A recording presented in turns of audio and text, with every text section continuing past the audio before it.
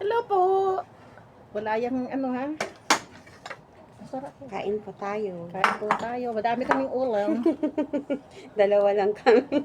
Gusto ko konti ang kanin. Hindi tayo makakain ng kanin. Masyadong diet. Wala Pastora. ka naman. Kain po kami. Ito sa'yo.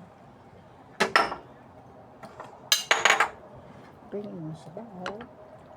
Meron po kaming may note. Ay, ang sarap ng saging. Nilagyan ko ng konting sugar yan, Pastora. Turong ka dito sa akin, huwag kang parang takot. Naku, nanay mo na ako, day. Kain po. Turong ka. Masanay ka. Iba-iba ang karakter namin ni Lorna. Si Lorna talagang maano yun sa mga maboka. Mabait po. Maboka yun. Naku, Diyos ko, daming. Saka masipag siyang magano sa mga tao. Hindi katulad ko na madako. Ano to, mami? Hmm? Ano to? Karne din? Baboy po yan. Ay, manok po yan. Yung binili ko sa restaurant na manok na, ano ba yun, soy sauce. Kaso, hindi pwede sa akin ng walang, ano ba, walang sabaw. Wala kang sabaw mo. Kakunti yan. Ito, Pastora, kuha ka na. Yan, ubusin mo yung isda na yan. Huwag ka na magtitira, ha? Hindi mo natitira yan. True. Kain po tayo, mga kamami. Ayan po. Oh. May dilis. Dilis po to, dilis. Isda. Dilis isda. Ng Saturday group. Thank you, Saturday group. Masarap, gusto mo? Ay, kuha ako ng... Wala kang isda na. Magkamay na lang ako. Thank you, Lord. Init.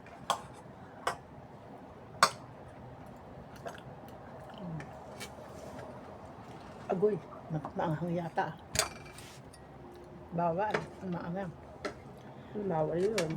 Diles. Ay, hindi kita ang diles. Ito po kay Pastora. Isda. Yan po kanya. Sa akin kasi hindi pwede mga prito. Thank you, Lord. Kuha nga ako ng kutsara.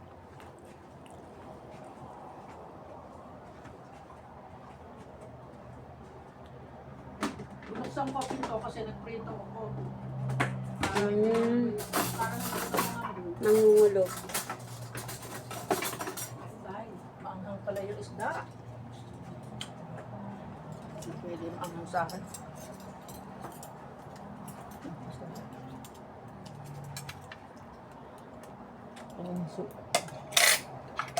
Thank you. Si Pastora Myla po yan. Ng LOT and Marikina, no? Nangka. Marikina rin yun nangka po, di ba? Pero dalawa kasi doon isang Marikina, isang Nangka. Ay, ano tawag? Basta nangka lang. Hindi kasakop ng Marikina yan. Sakop din. Pero dalawa kasi sa Marikina. Di ba yan yung kay, Pastora Lailani? Na kanyang ano? Taga din Pastora Lailani dito. Sayang na. Associate kami niya noon no? Naka-live po ba yan? Hindi. Akala ko naman live. Hindi. At saka hindi naman tayo mag-uusap ng against to her. Wala naman, dapat walang against. Kaibigan pa rin natin siya. Sasabihin mo, nasa iba na siya. Ano kami? Ganun yun. Pastor ko siya dati. Wala na magagawa kasi ganun ang nangyari Na? Ang sarap. Sarap ba? Hindi naman gaano manghang mo. Ito? Ano? Konti lang nga anghang ko pero napagalitan nga akong doktor. Ganun talaga, doktor. Sabihin ko na lang kay Pastora. Kailan ba dadating sila, Pastora Jane? Sa Macau. Sa Macau ba sila May manggagaling? 9. Macau na sila diretso. Didiretso sila sa Macau. Sila ano kaya na? Tapos pupunta rin sila dito yata. Siyempre, dito mag-exit. Tanungin ko nga ano, kay Lorna kung saan sila, place. Sinabi niya yun eh. Sino kasama ni, Sir Lorna? Si Jen Jen lang? Pai nga. Mm. Hindi, baka may kasama pang iba yun. Hindi naman pwedeng walang kasama si Jen. Mahirap na. Excited na nga daw siya eh. Ha? Excited na. Oo. Sir Jean. Noon pa yung nagsasabi. Kaya lang si Pastor Jen, hindi man nag-aalala. Malakas ka sa loob din ni Jen. Gusto niya makarating ba? Ang laki kaya ng hirap ni Jen pa sa Macau. Nung nakatira yan sa akin, grabe. Walang oras yan na hindi na sinasayang. Kapag tuturo.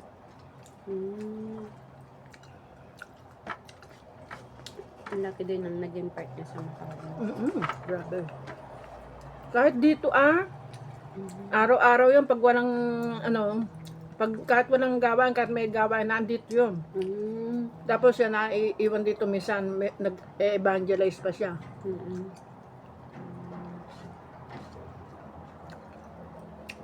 Gagayon din yun. Grabe ang puso. At saka, galing din siya magtulo eh. Kasi parang si Pastor, si Bishop. Ang mentor kasi niya si Bishop eh. Kasi siya teaching. Hindi niya. Oo, yung kanyang pag-teaching siya.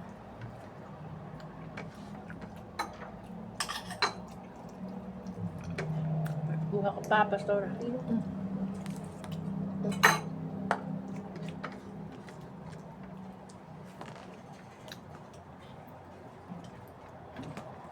Oo, operahan pala si Pastor, si Brother Raymond.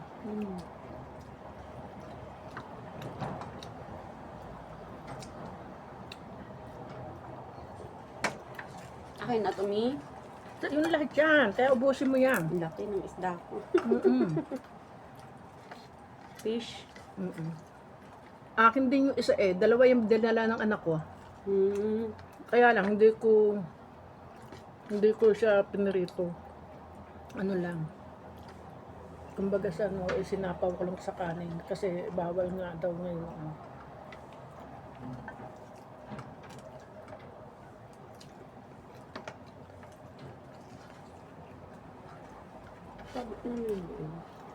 Yan. Ito. Sarap niya. Sarap na. Saka dili siya, masustansya. Ano talaga to habang Labang tumatagal yan, masarap. sumasarap.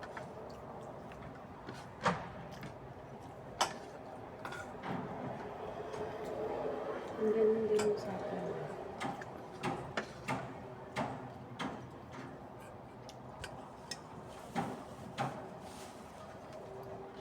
Yung dati sana makaka-exit pa sa China. Dati nung sinasamahan namin ng mga pastor sa China. Ngayon bawal na. Repeat daw eh. Paano naman, yun ding mga Pilipino rin kasi may sagbaya. Minsan group sila pagkatapos hindi na sila umuwi. Sila sumisira sa Sabi ni Pastor, pwede daw sa Thailand. Kaso wala namang LOTN. Oo nga, saan ka naman ba? Ang pwede si Ems. Sa Thailand. Tagal na nga ako sabi ko kay Ems, punta kami dyan, Ems. Puro ka nalang punta, hindi ka naman mag-tutor siya dyan. Dito ninyo. Makapag-start ng doon. Kasi 3 months pala daw doon eh. Matagal doon. Nakita mo yung mga vlogger, tsaka si Ems, nag-exit lang. Hanggang tumagal na sila doon. Kaya di ba yung mga doon na lang sila nag-i-stay. Hindi katulad dito, makahigpit. Ay, Diyos ko.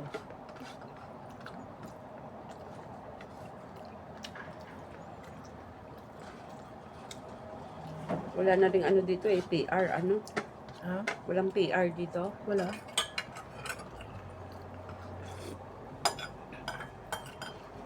Basta rules dito eh. Buti nga, hindi ko na-question eh. Sila ano, mga na-question sila na eh. Mm. Nakakatuwa. Konti lang ako. Kainin mo na ito ha, pas.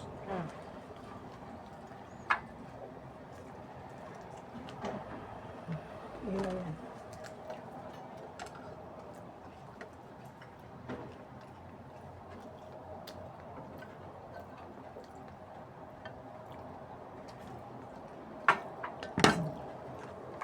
Ilang ano na yung anak mo dito, May? Mga anak ko. Mm-mm. Si Bernalyn na lang nandito, sinama ko nung linggo. Yung mga anak ko, di ba meron kaming nag-umpisa Kasama mo nung Sunday? Anak ko yun eh. Hindi ko nakita. Hindi mo na makita kumain pa yan. Dalawa kasi yung isang akay ko, tsaka si Bernalyn. Monday group kami noon. Kaya lang ngayon, wala nang Monday group. Puro kasi nasa Finland na, at tsaka nasa Poland. Lahat sila. Pag ganyan pa naman talaga. Tapos yung dalawa na lang yata na andito, pero ang lalayo na naman nila. Ay, bali 3 pala. Ilan ba anak mo, May? 6 sila. Ang dami yan. Dami kong anak, dahil. Masarap nga yung marami. Oh, yeah. Diba? Ang Malungkot din naman pag konti. Parehas din. Kasi pag nagkaroon sila ng pamilya, wala din. Kami, 2 lang ng kapatid ko. Oo nga, yung babae, no?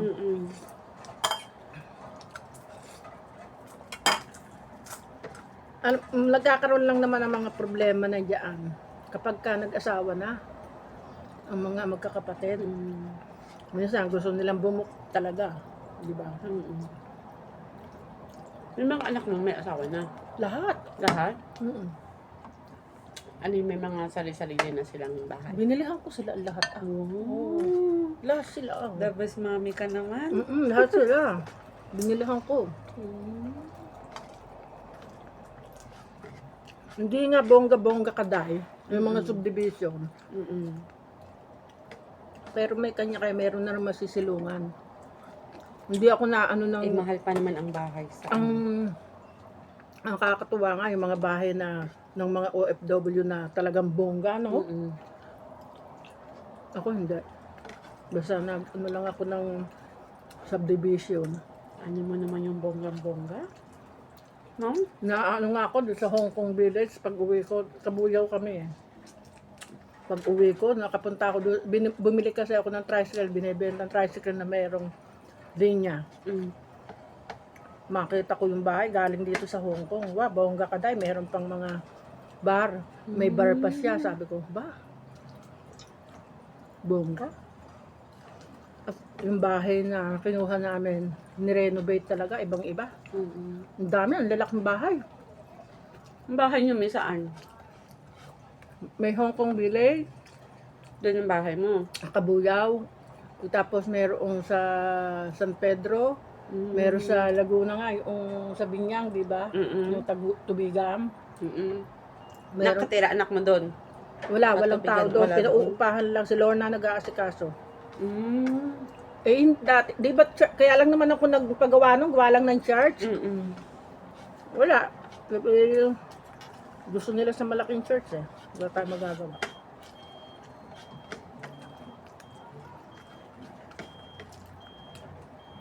Hindi ko naman bibilihin yun at hindi ko pagagawa yun kung binili ko yung sa kapatid ko yung... Ilang square meter ba yun?